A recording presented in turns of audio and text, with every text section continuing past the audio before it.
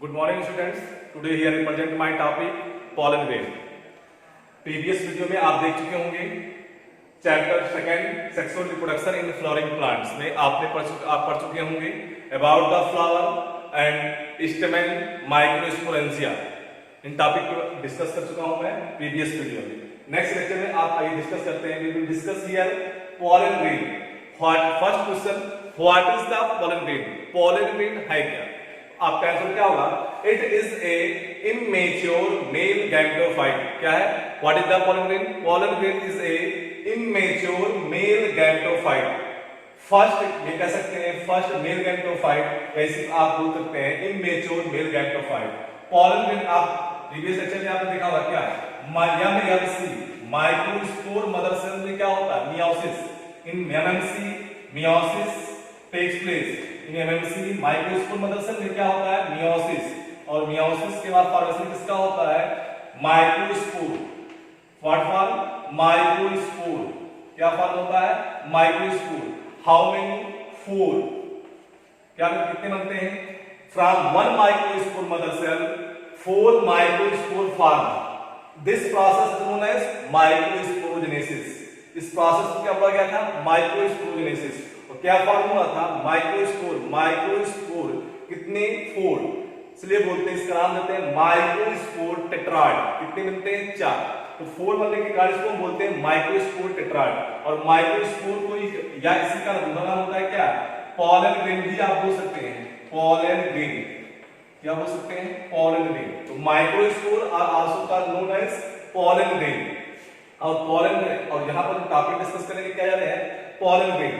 तो सबसे पहले आपका टॉपिक क्या है? pollen grain। pollen grain के बारे में आप सबसे पहले जनरल मालूमात चाहिए। तो पहला आपका आंसर क्या होगा? जल्दी से क्वेश्चन पुट किया जाए कि what is the pollen grain? तो pollen grain it is a immature male gametophyte. Microspore को भी आप बोल सकते हैं immature male gametophyte. pollen grain को भी आप बोल सकते हैं इमेच्योर मेल गैमेटोफाइट। मेच्योर को बोलते हैं ये हम आपको बताएंगे आगे। तो सबसे पहले आते हैं स्ट्रक्चर पे। स्ट्रक्चर की अगर बात करते हैं तो जनरल जो स्ट्रक्चर है इसमें देखिए आपको जो लेयर दिखेगी, जो pollen grain की लेयर है वो कितनी है? 2 layer. pollen grain is a 2 layer structure. 2 layer होती है कौन कौन सी? Outer exine. Outer is known as exine and inner is known as intine. Inner layer क्या है? इंटाइन। क्या नाम देते हैं? Intine. Outer layer of pollen grain is exine, inner layer of pollen grain is intine. और अगर shapes की बात किया जाए कि what is the shape of pollen grain, तो जनरली जितने भी एंजियोस्पर्म है, मोस्ट ऑफ द एंजियोस्पर्म में जो pollen grain का जो शेप होता है वो कैसा होता है? वो कैसा होता है? स्फेरिकल। कैसा होता है? स्फेरिकल या कह सकते हैं राउंडेड। pollen grain का जो शेप होता है कैसा? स्फेरिकल होता है। और अगर डायमीटर की बात करते हैं तो diameter of pollen grain approximate की बात हो रही है डायमीटर की जितने हैं। डायमीटर की अगर बात करते हैं यहाँ पर, डायमीटर जो होता है वो अप्रॉक्सीमेट कितना होता है? 25 to 50 माइक्रोमीटर। कितना?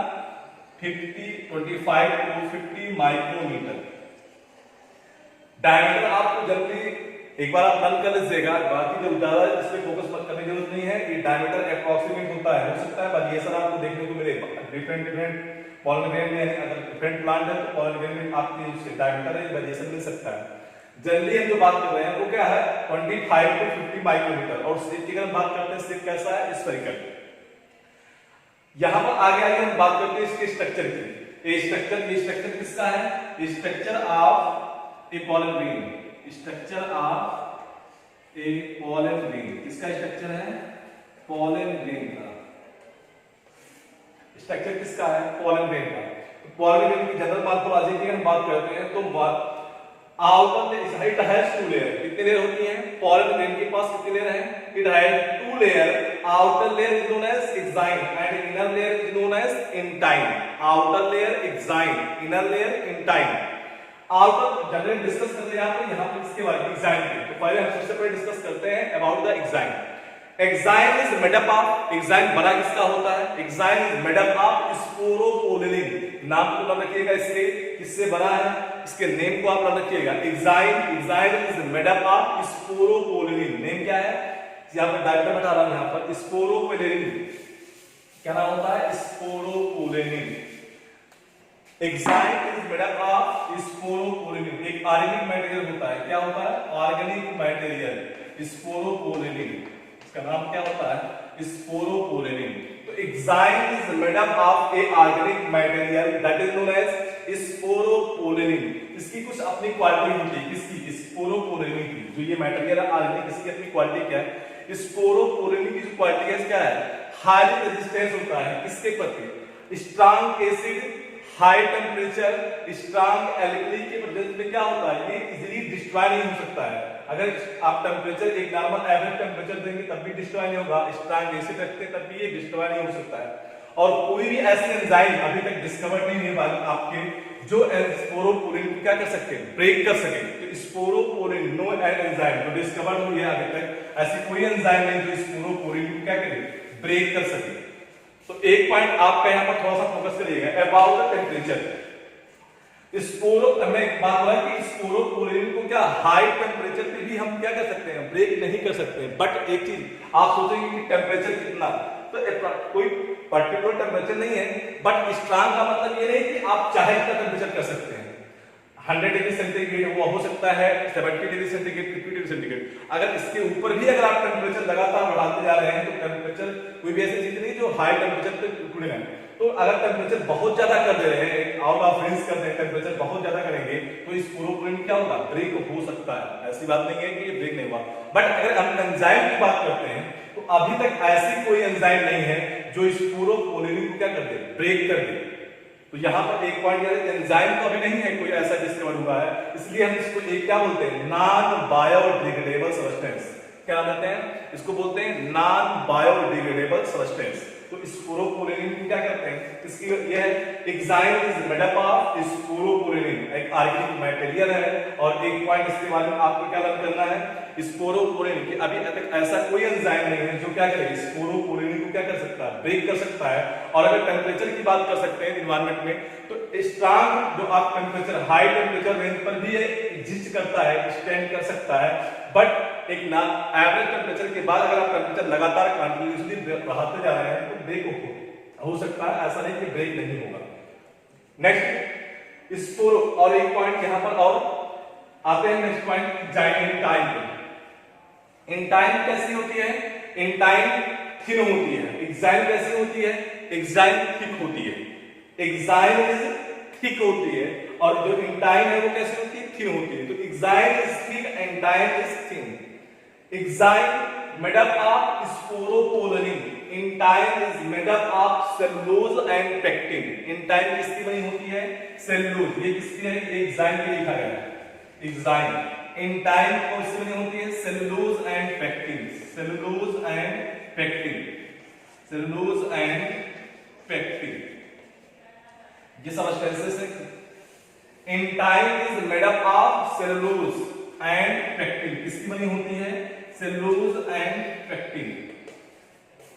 तो exine made up of sporopollenin, intine made up of cellulose and pectin. Exine is thick है, इंटाइम इज थिन है। एग्जाइम कैसी होती है? थिक है, intine is thin. Exine is made up of sporopollenin, intine is made up of cellulose and pectin. Next point about the enzyme. Enzyme is discontinuous layer. Enzyme कैसी होती है? Discontinuous होती है। एग्जाइम कैसी होती है? डिसकंटीन्यूअस। और जो आपकी इंटाइम होती है वो कैसी होती है? कंटीन्यूअस। तो exine is thick and discontinuous layer and Intime is thin and continuous layer. NCERT में इंटाइम के बारे में दिया है कंटीन्यूअस, बट एग्जाइम के बारे में दिया हुआ कि वो कंटीन्यूअस या डिसकंटीन्यूअस। तो यहां पर क्या होता है? ये कैसी होती है? Discontinuous. Enzyme is discontinuous and intime is continuous. Why discontinuous? Because sporopolin absent at some places. जो आपकी एग्जाइम किसकी बनी होती है? स्पोरोपोलिन की। और स्पोरोपोलिन क्या होता है? ये इस कुछ प्लेसेस पे क्या होती है? अब्सेंट होती है। या तो अब्सेंट होगी और या तो कैसी होती है? थिन हो जाती है कहीं कहीं प्लेसेस पर। तो या में भी कैसे हो सकती है? अब्सेंट हो सकती है। कौन सी? Sporopollenin at some places sporopollenin absent, और कह सकते हैं इट इज थिन, और that place is known as germ pore. जिस प्लेस पर क्या होता है? स्पोरोपोलिन एब्सेंट होता है उसको नाम देते हैं क्या? जर्मपोल। क्या नाम देते हैं? जर्मपोल। जर्म पोर क्यों बोलते हैं कि जो आपकी एग्जाइम होती है जहां पर स्पोरोपोलिन अपसेट होता है उस फेज को नाम देते हैं क्या, जर्म पोर। और जर्म पोर क्यों नाम देते हैं, बिकॉज इस फेज से ही, इसी पॉइंट से जहां पर क्या होती है स्पोरोपोलिन, क्योंकि अगर स्पोरोपोलिन जहां पर हार्ड है वहां पर पास ही हो सकता है, तो यहाँ पर क्या होगा, जहां जिस प्लेस पर क्या है जर्म पोर है, यानी जिस प्लेस पे क्या है आपका स्पोरोपोलिन अपसेंट है, उस प्लेस से क्या होता है जब आपका पॉलन ग्रेन क्या करता है, जर्मिनेट करता है, तो जो इंटाइन है वो इंटाइन पॉलन ट्यूब के रूप में फॉर्म होकर कहां निकलती है, इस जर्म पोर की मदद से, इसके हेल्प से, इसी जर्म पोर के मीडियम से यहां से क्या होती है, बाहर होती है। तो जर्म पोर वाले प्लेस से ही क्या होती है, जो इंटाइन है वो क्या कर जाती है, वो इंटाइन यहां से एक्सपेंड होकर यहां पर ये फोल्ड होकर ये एज ए पॉलन ट्यूब के रूप में क्या होती है, बाहर आ जाती है, इसलिए इसको नाम देते हैं क्या, जर्म पोर। सब नेक्स्ट पॉइंट मैं आपको यहां पर एक बार दोबारा बता रहा हूं, exine, outer layer of the pollen grain is the exine, outer layer of pollen grain is exine, inner layer intine, exine is made up of sporopollen and intine is made up of cellulose and pectin। Sporopollenin कैसे होती है, इसके sporopollenin कैसे है, high resistance है, इसके high strong acid, strong alkali and high temperature, no enzyme can discovered to break sporopollenin. जो sporopollenin, ऐसी कोई एंजाइम अभी तक डिस्कवर्ड नहीं है जो स्पोरोपोलिन को क्या कर सके, ब्रेक कर सके। Exine is thick, intine is thin. Exine कैसी होती है, थिक होती है, मोटी होती है, और इंटाइन कैसी होती है, थिन होती है, पतली होती है। नेक्स्ट पॉइंट आते हैं हम, अब यहां पर एक आप देखिए, exine, outer layer exine, inner layer intine, और इसमें जो आपकी जो सेल्स है दिस इज, ये आपका यहां पर क्या है, ये यहां पर जो आपकी जो यहां पर, क्योंकि ये क्या है, पॉलन ग्रेन है, और पॉलन ग्रेन में क्या होता है, पॉलन ग्रेन का जब डिवीजन होता है, तो डिवीजन होता है पॉलन ग्रेन में, तो पॉलन ग्रेन में क्या होता है, जब डिवीजन होता है, आइए देखिए,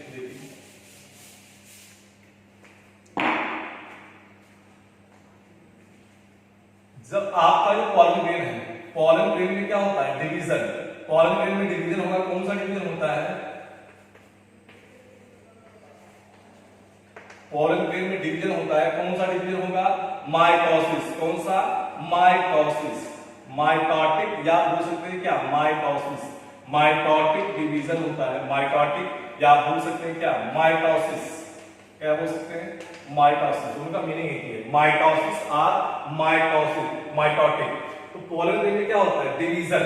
इसमें एक चीज आप और पढ़ चुके होंगे सेल डिवीजन में, क्या, कोई भी सेल डिवाइड करती है, एनी सेल कैन डिवाइड, जब डिवाइड करती है तो एक पॉइंट, इसमें पर्टिकुलर पॉइंट है जो आपको लर्न ही करना है, क्या, कोई भी सेल अगर डिवाइड करती है तो सबसे पहले जो जनरली जो डिवीजन होता है किसका होता है, न्यूक्लियस का, और इसके बाद किसका होता है, साइटोप्लाज्म का। इसलिए एक लाइन हम बोलते हैं क्या, first karyokinesis then followed by cytokinesis, first karyokinesis then followed by cytokinesis. क्यों बोलते हैं, क्यों, सबसे पहले क्या होता है, न्यूक्लियस डिवाइड करता है, इसके बाद क्या डिवाइड करता है, साइटोप्लाज्म। तो यहां पर क्या होता है, जो माइटोटिक या माइटोसिस होता है वो होता कैसा, अनइक्वल, कैसा होता है, अनइक्वल, अनइक्वल क्या होता है, अनइक्वल माइटोटिक डिवीजन होता है, या अनइक्वल माइटोसिस डिवीजन होता है, किसमें, पॉलन ग्रेन में। जिसके कारण क्या होता है, जो पॉलन ग्रेन का न्यूक्लियस होता है सबसे पहले क्या डिवाइड करता है, न्यूक्लियस, डिवीजन सबसे पहले क्या, first karyokinesis then followed by cytokinesis. तो सबसे पहले क्या होता है, जो न्यूक्लियस, ये सेल मैं आपको डायग्राम दिखा दिया हूं यहां पर, एक्चुअली जब ये पॉलन ग्रेन होता है, पॉलन ग्रेन का जो न्यूक्लियस है, अभी ये यहां पर ये जो न्यूक्लियस रहता है, ये न्यूक्लियस डिवाइड करता है किसके थ्रू, माइटोटिक या अनइक्वल माइटोटिक डिवीजन होता है, जिसके कारण क्या होता है, जो न्यूक्लियस होता है वो अनइक्वली डिवाइड करता है, कैसा, अनइक्वली डिवाइड करता है, और क्या करता है, जो न्यूक्लियस है वो एक पार्ट क्या हो जाता है, सिंपल सी बात है, एक पार्ट क्या होगा, लार्ज हो जाता है, और एक पार्ट कैसा होता है, स्मॉल हो जाता है। इसी कारण क्या होता है, और जो लार्ज न्यूक्लियस होता है, यानी जो बड़ा न्यूक्लियस होता है, large part of the nucleus, that is known as, इसको बोलते हैं वेजिटेटिव न्यूक्लियस। क्या बोलते हैं, वेजिटेटिव न्यूक्लियस, वेजिटेटिव न्यूक्लियस। और जो स्मॉल पार्ट न्यूक्लियस का बचता है, छोटा वाला पार्ट होता है, उसको नाम देते हैं क्या, जनरेटिव न्यूक्लियस, जनरेटिव न्यूक्लियस।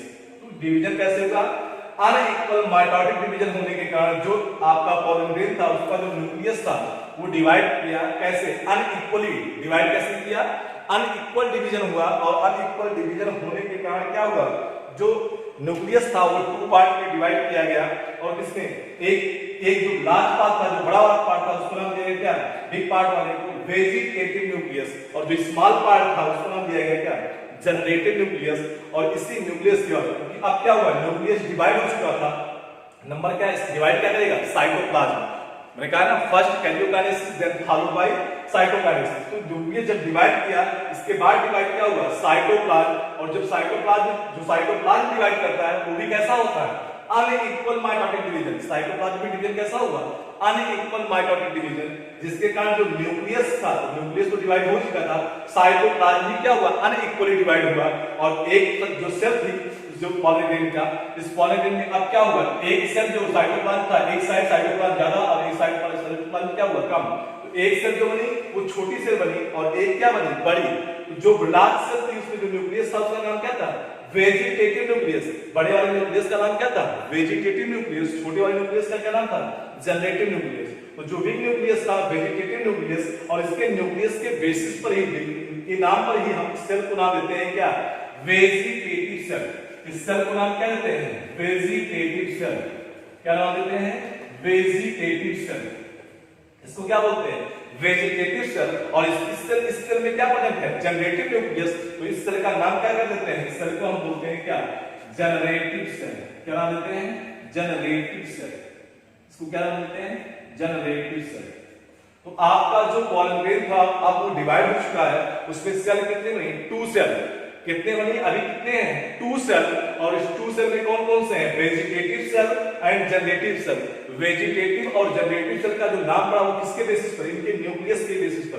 जो बिग न्यूक्लियस था, जो बड़ा वाला न्यूक्लियस था, लार्ज था, उसको नाम दिया गया क्या, वेजिटेटिव न्यूक्लियस। और जिस सेल में प्रेजेंट था उसको सेल को नाम दिया गया क्या, वेजिटेटिव सेल। और यहाँ पर क्या, जो स्मॉल न्यूक्लियस था उसको नाम दिया गया क्या, जनरेटिव न्यूक्लियस। और जनरेटिव न्यूक्लियस के नेम पर ही क्या प्रेजेंट हुआ, नाम हुआ जनरेटिव सेल। तो ये अब आपका जो पॉलन ग्रेन है, जो पॉलन ग्रेन था अब वो क्या हो चुका है, वो डिवाइड हो चुका है। इसमें एक जो पॉलन ग्रेन है, इस एक पॉलन ग्रेन में सेल कितनी है, 2 सेल्ड पॉलन ग्रेन। ये स्टेज कौन सी है, 2 सेल्ड पॉलन ग्रेन स्टेज है। और यहाँ पर क्या है, जो न्यूक्लियस है वो भी कितने हैं, 2 न्यूक्लियस, 2 सेल 2 न्यूक्लियस। और एक पॉइंट यहाँ आपको लर्न करना है क्या, अब क्वेश्चन पुट करता है कि जो सेल होती है पॉलन ग्रेन में, कौन सी सेल 2 सेल्ड स्टेज में, जो पॉलन ग्रेन की जो 2 सेल्ड स्टेज है उसमें कौन सी सेल बड़ी होती है, तो सेल कौन सी बड़ी है, vegetative cell is bigger, vegetative cell is bigger and generative cell is smaller. तो आपको लर्न क्या करना है, vegetative cell is bigger and generative cell is the smaller. Second thing, जो आपकी वेजिटेटिव सेल है, जो जनरेटिव सेल है, उसका जो शेप होता है वो शेप पुट करता है। जो वेजिटेटिव सेल की जो शेप है, इसके शेप के बारे में थोड़ा सा आप ध्यान रखिएगा। ये आपकी कौन सी सेल है, जनरेटिव सेल। ये कौन सी सेल है, जनरेटिव सेल। और जनरेटिव सेल का जो शेप है वो देखिए क्या है, जो कार्नर है जनरेटिव सेल के, जो कार्नर है यहाँ पर भी देखिएगा, फोकस कीजिए। जनरेटिव सेल का जो कार्नर है वो कैसा है, थिन है, नैरोअर है।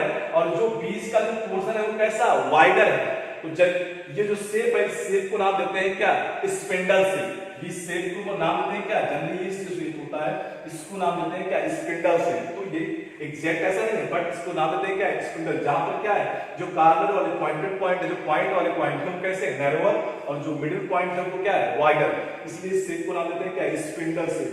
तो इससे क्वेश्चन पुट करते हैं कि जो जनरेटिव किस सेल का, जो सेल कौन सी सेल है जिसका जो शेप है वो स्पिंडल शेप होता है। तो जनरेटिव सेल का शेप जो कैसा होता है वो स्पिंडल शेप होता है। न्यूक्लियस किसका इस्तेमाल होता है, जनरेटिव सेल का। Bigger nucleus present in vegetative cell. और जो जनरेटिव सेल है वो क्या होती है, वो साइटोप्लाज्म के, किसके, वेजिटेटिव सेल के साइटोप्लाज्म क्या करती है, फ्लोट करती है, तैरती रहती है। एंड नेक्स्ट पॉइंट आइए, अब एक पॉइंट यहां पर थोड़ा सा फोकस करिएगा।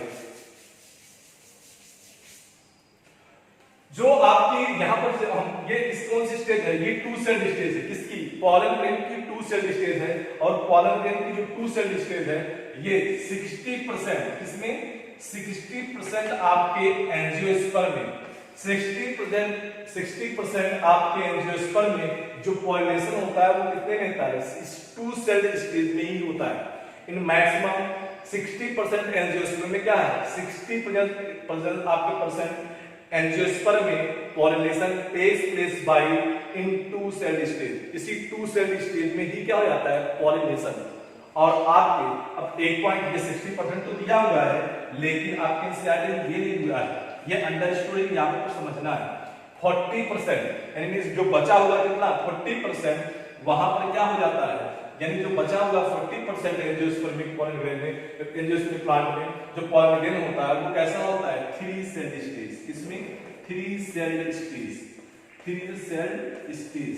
और जो आपका 60% है यहां पर कितने होता है, 2 सेल स्टेज। कितने, 2 सेल स्टेज।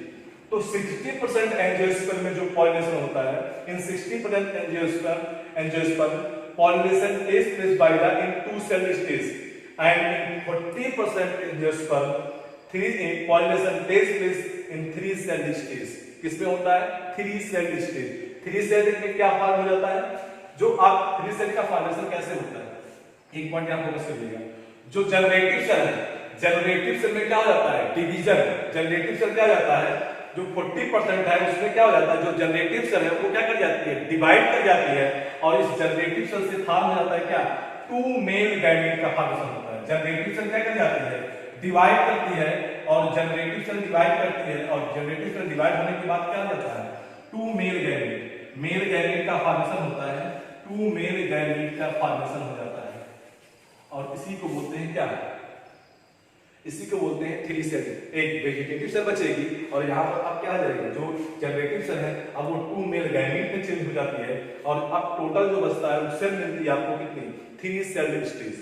तो एक क्वेश्चन पुट करता है यहाँ पर कि जो आपकी 3 सेल स्टेज होती है, बनती है, उसमें सेल कौन सी डिवाइड होती है, जो मेल गैमेट बनते हैं वो किस सेल के डिवीजन से बनते हैं, 2 male gamete from by which division of the cell, किस सेल के डिवीजन से बनते हैं, वो सेल कौन सी होती है, तो जनरेटिव सेल के डिवीजन से 2 मेल गैमेट का फॉर्मेशन होता है। और जो पॉलन ग्रेन होता है वो किस स्टेज में पहुंच जाता है, 3 सेल स्टेज। 3 सेल होती है और न्यूक्लियस भी कितने होते हैं, 3 हो जाते हैं। तो एक पॉइंट ये आपका हुआ जनरल, आपको समझ में आया पॉइंट क्या क्या हुआ। सबसे पहले पॉलन ग्रेन क्या है, pollen grain it is a male gametophyte. क्या है, immature male gametophyte. Layer shape की बात करते हैं हम, जनरेट जो है वो कैसी होती है, स्फेरिकल होता है। डायमीटर कितना होता है, 25 to 50 माइक्रोमीटर। अगर लेयर की बात करते हैं तो आपकी एक्साइन कितनी है, एक्साइन है 2 लेयर। कैसी होती है, डबल लेयर होती है। Outer layer exine, inner layer intine. Pollen grain की outer layer of pollen grain is exine, inner layer intine. Outer is thick, inner is thin. Outer is made up, exine means inner outer is means exine is made up of sporopollenin and intine is made up of cellulose and pectin। Cell कैसे होती है, जो cell divide करती है जिसमें nucleus divide होता है। Nucleus कौन सा डिवाइड करता है, पॉलन ग्रेन का न्यूक्लियस डिवाइड करता है। डिवीजन कौन सा होता है, अनइक्वल डिवीजन। कैसा, अनइक्वल डिवीजन। और अनइक्वल कौन सा, mitotic division. Mitotic unequal division होता है। और यहाँ पर क्या हुआ, जो आपकी सेल बनती है, जब न्यूक्लियस डिवाइड बनती है वो कैसे, एक वेजिटेटिव न्यूक्लियस, दूसरा कैसा, जनरेटिव। बड़े वाले को वेजिटेटिव बोलते हैं, छोटे वाले को यानी स्मॉल वाले को क्या बोलते हैं, जनरेटिव। और इसी के बेसिस पर सेल का नाम भी पड़ता है, वेजिटेटिव सेल, जनरेटिव सेल। तो न्यूक्लियस के बेसिस पर हम क्या करते हैं, सेल का नाम रखते हैं, जैसा न्यूक्लियस वैसे सेल। और ये आपका साइटोप्लाज्म भी कैसा होता है, अनइक्वल डिवीजन। और जो वेजिटेटिव, जिसके कारण क्या होती है, वेजिटेटिव सेल क्या होती है, बिगर हो जाती है। और जो जनरेटिव सेल होती है वो कैसी होती है, स्मॉल हो जाती है। एक पॉइंट मैं यहाँ पर आपका आगे बताना चाहूंगा, जो पॉलन ग्रेन्स होते हैं, पॉलन ग्रेन में कुछ पॉलन ग्रेन्स ऐसे होते हैं, कुछ जो एंजियोस्पर्म के जो बहुत सारे, सबकी बात नहीं कर रहा हूं, सम सारे ऐसे नहीं होते हैं सभी। कुछ पॉलन ग्रेन्स क्या करते हैं, एलर्जी काज करते हैं। कुछ पॉलन ग्रेन्स, सम पॉलन ग्रेन्स काजेस एलर्जी। अच्छा, इससे पहले एक पॉइंट थोड़ा सा बता दूं। एक क्वेश्चन पुट अप किया जाता है कि why pollen grain preserved as a fossils. Why pollen grain preserved as a fossils. हम पॉलन ग्रेन को फॉसिल्स के रूप में प्रिजर्व क्यों करते हैं, तो ये यहाँ पर आपका जो आंसर होगा, आप किसके बेसिस पर प्रिजर्व करते हैं, क्यों प्रिजर्व करते हैं। तो रीजन इसका ये है क्योंकि जो आप किसी चीज को प्रिजर्व क्यों करते हैं, आप सोचते हैं कि क्या करें, वो लंबे समय तक स्टोर रहे। आप किसी चीज को प्रिजर्व करना चाहते हैं लंबे, सिंपल सी बात है, आपका एम क्या होगा कि हम लंबे से ज्यादा समय तक क्या करें, स्टोर कर सके। और कोई चीज ज्यादा समय तक स्टोर कब होगी, जितना ज्यादा स्ट्रांग होगा, जितने जो इजिली डिस्ट्रॉय ना हो, वो आज सिंपल सी बात है, उस चीज को हम क्या कर सकते हैं, स्टोर कर सकते हैं लंबे समय के लिए। तो क्योंकि आपका जो पॉलन ग्रेन होता है उसकी जो आउटर कवरिंग है वो किसकी बनी है, स्पोरोपोलिन की। किसकी बनी है, स्पोरोपोलिन की, जिसके कारण क्या होगा, और आपको पता है कि स्पोरो ऐसा कोई एंजाइम है जो स्पोरोपोलिन को क्या कर सकते हैं, डिस्ट्रॉय कर सकते हैं। इसके लिए जिसके कारण हम क्या करते हैं, पॉलन ग्रेन को हम क्या कर सकते हैं, प्रिजर्व करते हैं एज ए फॉसिल्स, जिसके कारण क्या हो, जिससे हम जो प्रिजर्व कर रहे हैं पॉलन को सिंपल से प्रिजर्व क्या करते हैं, फॉसिल्स के रूप में। क्योंकि अगर आपको ये चीज पता है कि अगर हम किसी चीज की स्टडी करना चाहते हैं, या प्लांट हो या एनिमल हो, उसकी एक सेल ही हमको मिल जाए तो हम उसके पूरी लाइफ के बारे में क्या कर सकते हैं, उसकी जो जनरल जो भी उसकी डेफिनेशंस जो भी उसके बारे में हम सब कुछ पता कर सकते हैं, चाहे प्लांट हो चाहे एनिमल, एक सिंगल सेल से।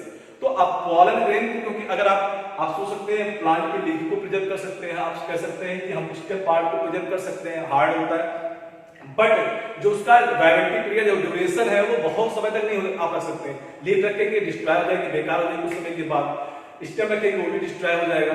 बट पॉलन ग्रेन क्योंकि उसके पास एक प्रोटेक्शन है, क्या, स्पोरोपोलिन, जिसके कारण क्या कर सकते हैं हम पॉलन ग्रेन को क्या कर सकते हैं, प्रिजर्व कर सकते हैं लंबे समय तक। इसीलिए हम जो पॉलन ग्रेन होता है उसको प्रिजर्व करते हैं, किसके लिए, as a fossils. Fossils means in future हम इसके बारे में स्टडी करने के लिए आप इसको क्या करते हैं, प्रिजर्व करते हैं। तो फॉसिल्स के रूप में हम जो पॉलन ग्रेन को प्रिजर्व करते हैं, इसका मेन रीजन क्या है, बिकॉज इट कंटेन्स या it made up of the sporopollenin. Sporopollenin क्या मतलब होता है, sporopollenin highly resistance organic material. अब आइए हम आते हैं एलर्जी पॉइंट पर। पॉलन ग्रेन्स में अगर हम बात करते हैं तो सम स्पीसीज ऑफ एंजियोस्पर्म, कुछ स्पीसीज एंजियोस्पर्म की कुछ स्पीसीज जो है जिनके पॉलन ग्रेन्स क्या करते हैं, एलर्जी काज करते हैं। मींस जैसे एलर्जी में कौन कौन से, लाइक रिस्पायरेटरी, आपको रिस्पायरेटरी सिस्टम में कुछ प्रॉब्लम हो जाए, या अस्थमा हो जाए, या ऐसे कोई डिजीज, या जो आपको जब आपको क्या करें, प्रॉब्लम क्रिएट करें, तो ये करते हैं ऐसे। कुछ प्लांट हैं, सारे प्लांट नहीं होते हैं, कुछ प्लांट हैं जिनके पॉलन ग्रेन ऐसे प्रॉब्लम क्रिएट करते हैं, जिसमें आपको क्या लर्न करना है, सबसे आपको एग्जांपल लर्न करना है। एक एग्जांपल जो आपके एनसीईआरटी में दिया हुआ है, क्या, पार्थिनियम। पार्थिनियम या इसी को नाम बोलते हैं और कैरेट ग्रास, क्या बोलते हैं, कैरेट ग्रास। पार्थिनियम या कैरेट इसको बोलते हैं कैरेट ग्रास, ठीक है। और भी प्लांट है, ठीक है, बट आपको जो लर्न करना है, आप सिर्फ एनसीईआरटी का एक एग्जांपल लर्न कर लीजिए। पार्थिनियम या इसको नाम बोलते हैं क्या, कैरेट ग्रास, जो एलर्जी काज करता है, जिसमें आपका रिस्पायरेटरी सिस्टम या अस्थमा कोई प्रॉब्लम हो सकती है, मे भी, लेकिन कौन सी प्रॉब्लम है कंफर्म नहीं, जो भी हो, आपको कुछ भी हो सकता है इसमें से, बट एलर्जी काज करता है। और क्वेश्चन आपसे पूछा गया एलर्जी काजिंग किसी एक प्लांट का नाम लिखिए, पार्थिनियम, सॉर्गम भी है और भी प्लांट है, लेकिन आपको लर्न क्या करना है, पार्थिनियम या कैरेट ग्रास, ठीक है। एक क्वेश्चन इससे पूछा गया रहता है कि how it come in India, ये अपने यहाँ का नेटिव नहीं है, ये फॉरेन नेटिव है, कैरेट ग्रास पार्थिनियम अपने यहाँ का नहीं है, बट अब ये इंडिया में काफी ज्यादा हो चुका है। लेकिन ये अगर सिंपल सी बात आप करना चाहिए, फॉरेन का है तो यहाँ आया कैसे, how it come in India, question पूछा गया how it come in India, India में कैसे आया, तो एक आपका आंसर यहाँ पर क्या होगा, विथ कंटामिनेटेड व्हीट। कैसे आया, विथ कंटामिनेटेड व्हीट। व्हीट के क्या करते हैं, जब हम इसका याद करते हैं, व्हीट बाहर फॉरेन से मंगाते हैं तो क्या होता है, उसके साथ व्हीट के जो सीड्स थे उनके साथ क्या हुआ, पार्थिनियम या कैरेट ग्रास जो है आपकी इंडिया में भी आया, और यहाँ पर काफी मात्रा में आपको देखने मिलता है, ठीक है। तो पार्थिनियम या कैरेट ग्रास। और दूसरा एक डिसएडवांटेज पॉलन ग्रेन का कह सकते हैं, आपका ये डिसएडवांटेज है पॉलन ग्रेन का, और एडवांटेज भी है, पॉलन ग्रेन के एडवांटेज भी है। तो एडवांटेज में आप कह सकते पॉलन ग्रेन के एडवांटेज क्या है, पॉलन ग्रेन के बहुत सारे, क्योंकि पॉलन ग्रेन क्या होता है, न्यूट्रिएंट रिच होता है। कैसा होता है, बहुत सारे पॉलन ग्रेन क्या होते हैं, मीनिंग न्यूट्रिएंट रिच होते हैं। न्यूट्रिएंट रिच होने से कारण क्या आता है, आपको क्या मिलते हैं, पॉलन ग्रेन को हम यूज करते हैं एज सप्लीमेंट, फूड सप्लीमेंट के रूप में यूज करते हैं। बहुत सारे सिरप बनाए जाते हैं, बहुत सारे मेडिसिन बनाई जाती है, किससे, पॉलन ग्रेन का यूज करके, ठीक है। तो पॉलन ग्रेन के एडवांटेज भी हैं, कुछ डिसएडवांटेज भी हैं। नेक्स्ट एक बात करते हैं, वायबिलिटी पीरियड मींस जीवन क्षमता। Viability, pollen different angiospermic plant के जो पॉलन ग्रेन्स हैं डिफरेंट वायबिलिटी पीरियड है। कुछ प्लांट है जिनका वायबिलिटी पीरियड हो सकता है आपका वायबिलिटी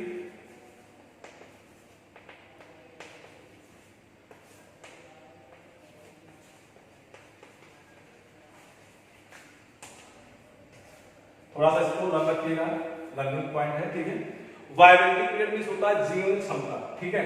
तो अलग डिफरेंट प्लांट्स के जो पॉलिनेशंस होते हैं सबका अलग अलग वायबिलिटी पीरियड होता है। कि हो सकता है मे किसी का क्या हो 3 आवर हो, किसी का 30 मिनट हो, किसी का हो सकता है 2-3 डेज हो, या हो सकता है किसी का मंथ हो, कई महीने लग जाए, किसी के कई साल हो सकते हैं। तो डिफरेंट प्लांट के जो वायबिलिटी पीरियड है वो क्या है, अलग अलग होते हैं।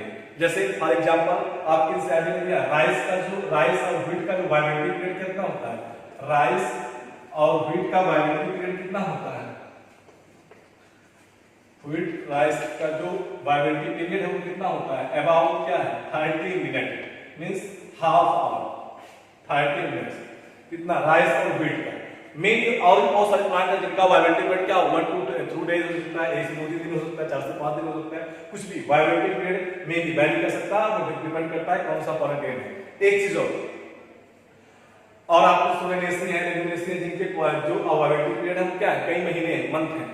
जनरली हम वायबिलिटी पीरियड की बात करते हैं, एक चीज यहां पर आपको बताएंगे वायबिलिटी पीरियड। अगर आप इसे मान लीजिए ये जो आपको बता रहे हैं राइस और व्हीट का वायबिलिटी पीरियड 30 मिनट है, तो एक तो वायबिलिटी पीरियड है कि ये तब का है जब आपको क्या सारी जो कंडीशंस है, जो एनवायरमेंटल कंडीशंस है, वाटर है और सब कुछ है, वो सारी चीजें आपको जितनी रिक्वायरमेंट है उतनी अवेलेबल है, तब ये आपका वायबिलिटी पीरियड क्या है 30 मिनट। हो सकता है ये वैरी भी कर सकता है, मींस वायबिलिटी पीरियड आपका जो नॉर्मल होता है, मींस सब कुछ जो आपका एटमॉस्फेयर है आपके अकॉर्डिंग हो, यानी जो आपका जो पॉलिनेशन की रिक्वायरमेंट हो उसके अकॉर्डिंग हो, तो वायबिलिटी पीरियड जो होगा वो एक नॉर्मल वायबिलिटी पीरियड होता है। मान लीजिए अप्रोक्सीमेट ये 30 मिनट क्या है नॉर्मल हम एज्यूम करते हैं, ठीक है। वायबिलिटी पीरियड बढ़ भी सकता है, डिपेंड करता है, हो सकता है कि वो अब कुछ फैक्टर्स हैं लाइक टेम्परेचर, ह्यूमिडिटी,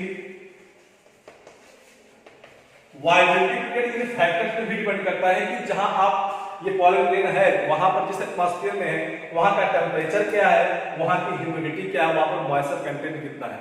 इन पॉइंट पर भी क्या है आपका वायबिलिटी पीरियड क्या करता है, एग्जिस्ट करता है। तो वायबिलिटी पीरियड एक तो अगर ये सारी चीजें नॉर्मल है, जितनी रिक्वायरमेंट होती है, तो जो वायबिलिटी पीरियड है वो नॉर्मल होगा। और अगर वायबिलिटी पीरियड फिक्स नहीं कर सकते, नहीं इतना ही होगा, वहां वो डिपेंड करता है किस पे, टेम्परेचर और ह्यूमिडिटी, यानी आपके एटमॉस्फेयर पे भी डिपेंड करता है किसी प्लांट के पॉलिनेशन की वायबिलिटी पीरियड। तो नेक्स्ट और एक चीज है, आप स्टोर करते हैं कितने, किसी प्लांट के या पॉलिनेशन को या स्टोर करना हो तो स्टोर कर सकते हैं कितने, -196 डिग्री सेंटीग्रेड, ठीक है। तो ये आपका टॉपिक यहाँ पर एंड हुआ, पॉलन ग्रेन टॉपिक। अगर आपको कोई प्रॉब्लम हो तो आप व्हाट्सएप नंबर है, आप कॉल कर सकते हैं या आप व्हाट्सएप पे कांटेक्ट कर सकते हैं, अपनी प्रॉब्लम शेयर कर सकते हैं, ठीक है, अगर कुछ पूछना होगा तो, ठीक है। Thank you. नेक्स्ट लेक्चर में आगे हम स्टार्ट करते हैं, ठीक है, इसके आगे टॉपिक स्टार्ट करेंगे। शुरू से अगर आपको ये वीडियो देखना है तो शुरू से आप देखिएगा, फर्स्ट वीडियो से आप देखिएगा और पूरा कंटिन्यूस आप देखेंगे कंटिन्यूस, तो आपको चीजें क्लियर होंगी, ठीक है। तो आप नोट्स, आप वीडियो देखिए, लेक्चर देखिए और इसके बाद आप बुक सामने रखिए, बुक में आप पढ़ते जाइए लाइन बाय लाइन, आपको चीजें समझ में आएंगी, ठीक है। Okay, thank you.